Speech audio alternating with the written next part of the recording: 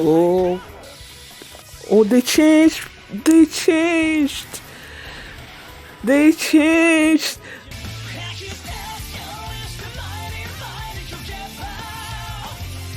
Hi everyone, I'm going to react to Bungo Stray Dogs, episode 7, Love for the Disease Called Ideals. Oh, ideal. You know, Kunikida is the one that has the ideal book and everything, so uh, why they calling it a disease? I don't know. Maybe if you have too much of an ideal, it's not, I don't know. Either way, it's clearly about Kunikida.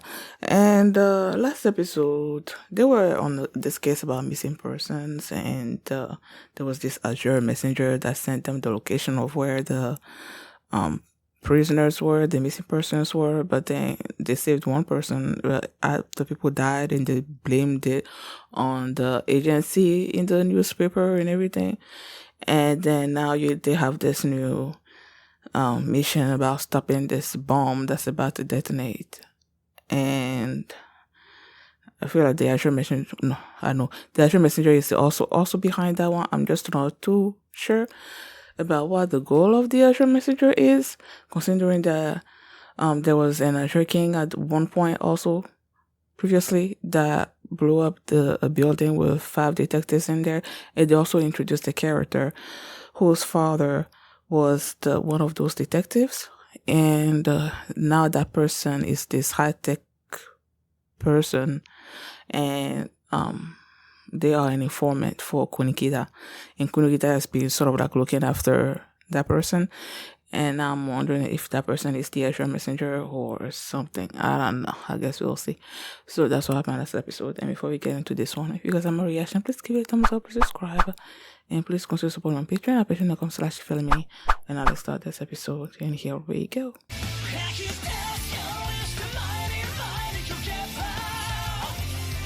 You know, last episode I was like, well, I basically sort of figured what the Azure Messenger was trying to do, which is discredit the agency, especially Kunikida.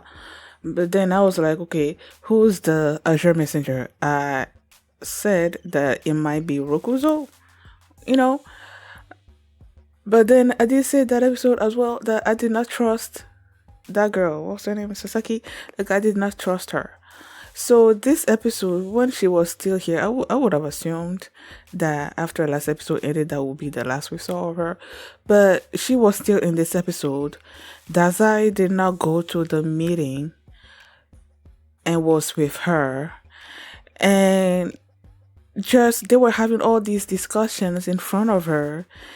And when she was asked about her ideal person or something or other like that, she was saying something about someone that has an ideal or whatever, and I'm like, the fact that she mentioned ideal, that right there just sort of like cemented what I was thinking, that, you know, she's the Azure Messenger, you know, because the Azure King was someone that has whose ideals just like made him go into terrorist mode, you know, trying to eradicate the evil in the world and all of that. People that have escaped the justice system. So that's what he was trying to do. And when she mentioned the fact that she likes someone that has an ideal or whatever, I'm like, okay, clearly that's for she's the Azure Messenger, right? And then at one point, Dazai asked her what she thought about. She asked her what she teaches at school, and she said social psychology, and I'm like, And then they asked her about what she thought about the case, and then she's like, she feels that the Azure Messenger is probably someone that's connected to the Azure King. Just everything that she was saying, I'm like, I was looking at her like, like I did not trust her.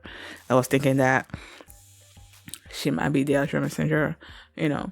And then, okay, the case itself, they needed to find a bomb, right? And they needed to find who the Azure Messenger was. Now, finding the bomb, of course, Rumpelson, they needed Rumpel, but Rumpel was on a case somewhere, but he called them and told them where the bomb was. So the police went there they found the bomb. They tried to disarm it, but they're like, they won't have enough time to disarm the bomb. But if you send a signal, you can stop the bomb from working, from exploding and whatnot. So now they need to find where that signal was or whatever. So Rokuzo, at one point when they were in the car and driving and everything, and everybody was getting a phone call. I'm like, what the heck is going on? And Kunikida got a call from Rokuzo, who told him about how someone got bought a transmitter and signal or whatever, and it's located someplace. And then you had Asushi also get a call from Rumple, who basically told him the same thing, like where the transmitter and all of that was.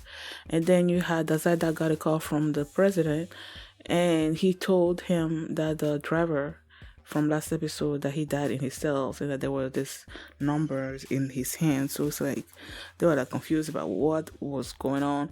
So they went to the place where the transmitter was, and then you see this guy with this ability that just started attacking them, right? And of course, just like last episode, Kunikida created a flashbang and then gave the others the opportunity to go upstairs to try to stop to try to send a signal, right? So they went there and they found a thing, but they needed a key, and they did the release key, but they didn't have it. So, and then this big dude just like showed up and was just trying to beating them up. And then down there you have this person that has this ability where you see Kurikida advance, and then he just sort of like stepped into this circle where all these numbers were, and then he got a number onto his hand, and then the guy that was controlling it, did they even say the guy's name? I don't think so.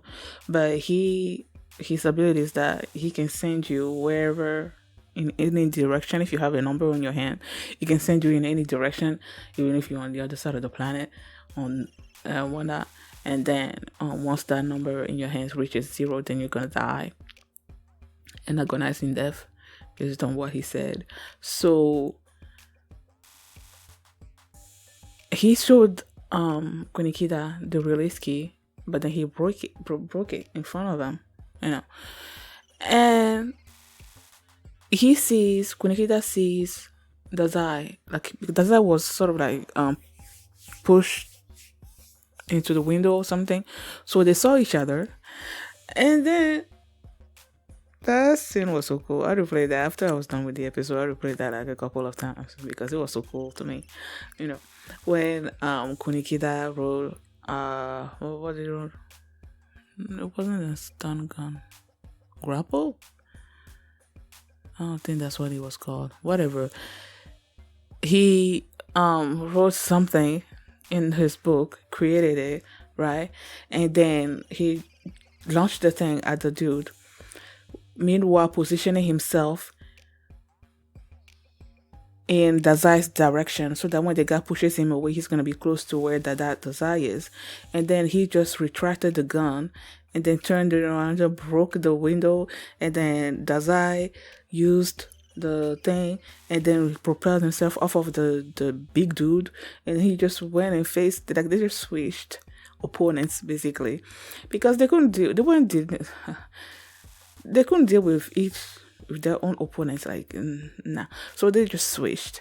And since that guy has an ability, and Dazai's ability is to basically cancel anyone's ability, he just stepped in there and just canceled the other guy's thing. My thing is that I was slightly confused because I thought that Dazai's ability, like, he can cancel your ability if he touches you or any part of you, right? That's controlling the ability. But in this particular case, he's not like he touched the dude. He stepped in the circle. So if you stepped into the ability or whatever, you can cancel it, I'm assuming. Because I was just under the impression that you have to touch a part of the person and not the ability itself. I don't know. Either way, he canceled that dude's ability. And Kunikida, I feel like he just used the big dude's momentum against him. He's clearly good at hand-to-hand combat. you know. So he took care of that dude that way. And he said that his ability, Dopo Poet, allows him to create, if he's seen something, if he knows the form and function of that thing, he can recreate it. But the thing that he creates can't be, the size of it can be bigger than the notebook that he has in his hand. So I'm like, oh, that's nice. Like that's a nice restrictive rule, I guess, on his ability. So he used the poet to create the release key, and then they were able to stop the bomb that way. So now that they stopped the bomb, Kunikida was at the grave of a dead person. I wonder whose grave he was visiting. Was it the detective that died previously during the Azure King bombing? Or did someone else die this episode that I'm missing and he went to see that? I don't know. But then that when that girl showed up again, like right beside him, I'm like, huh? You know. And then the way when she said that she lied previously and that she broke the person that she was with died. It's not like they broke up, but she died. That's when I knew for certain that she was the Ashura messenger. But then the guy called Kunikida, told him to come meet him someplace, and then told him about how there was this mastermind behind that organization, you know, and the driver and everything. And he sent a message to the person that he believes is behind it, and that person was gonna meet them there, you know. And you see Rokuzo come in, and that's where I got confused for a little bit, just because last episode I said that he also might be the Azure Messenger, and then you said Kadadai said that he was waiting for the Azure Messenger to show up, and then he showed up. When in this episode, I was sure that it was Sasaki, right? So I was sure it was her, but then Rokuzo showed up, so I'm like, okay, was I wrong to think that it was Sasaki?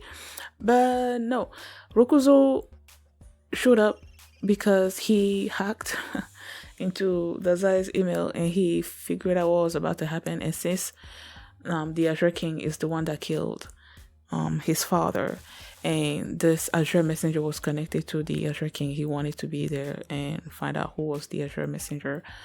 So she came in and then was about to, who was she about to kill? Clearly the bullets would have hit Kunikida, but did she actually want to kill Kunikida? I don't know. But Rokuzo pushed him out of the way and then he got the bullets. And Dazai pointed a gun at her and she was like, she's tired of it. Okay. And then he was asking Dazai if Dazai was gonna kill her even though she dropped her gun. And Dazai's like, no, and then he just dropped his gun, and then you hear these 3 shots, and it was Rokuzo that shot her, basically a revenge for his father's death. And so it seems like Dazai knew what was about to happen, but then he didn't stop it, and Kunikida was mad about that, you know.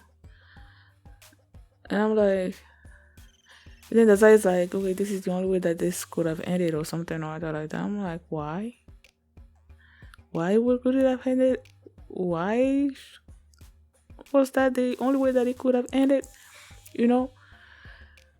Rokuzo did not have a gun. Right? It was Dazai's gun that Rokuzo used to kill Sasaki. He didn't have to drop the gun. When the girl was like, are you gonna, shoot me now that, she's dropped her gun, it will be unnecessary force or something or that like that. Dazai did not have to drop his gun. But he dropped it. It seems like he dropped it purposefully and then let Rokuzo kill her. So it's like, I don't know about that. But if he had kept the gun to himself, Kunikida could have just arrested Sasaki and she would, be in prison or something. And clearly Rokuzo needed help, so y'all could take Rokuzo to the hospital or something and get him help. And now Rokuzo will know that the person that's connected to his father's death is in prison or something or other like that. It did not have to end with Rokuzo killing Sasaki, you know. So Dazaya's whole speech at the end, I'm like, I don't know about that one. But he did warn Kunikida about his pursuit of his ideals and everything, because you had the Azure King that also has his ideals, and those ideals are what pushed him to become the terrorist that he is. And Dazai was basically warning Kunikida about that as well, that the pursuit of his ideals might also push them in a way that's gonna just like destroy everything. And Kunikida's like, don't underestimate me and my ideals, and basically, and that's why the episode ended. So yeah, I loved the previously in the episode, you see how these two always are arguing, Kunikida and Dazai, they are always arguing. And Satoshi always asks himself, like, why are these two partners or anything? And then at the end there, you see exactly why they are partners, when they're switching everything. I'm like, oh, that's so good. I love that scene. Thank you guys for watching, and if you like this reaction, please give it a thumbs up and subscribe. And if you want to see my reaction to episode 10, you can do so by checking out my Patreon at patreon.com/filmini. And you can also see, not 10, it's 8. Put over 9 a year. So yeah, episode 8, you can do so by checking out my Patreon at patreon.com/filmini. You can also see the full length of this reaction there as well. So thanks for watching, and I will see you next time. Bye. Be strong in the Lord and never give up hope. You're gonna do great things, I already know.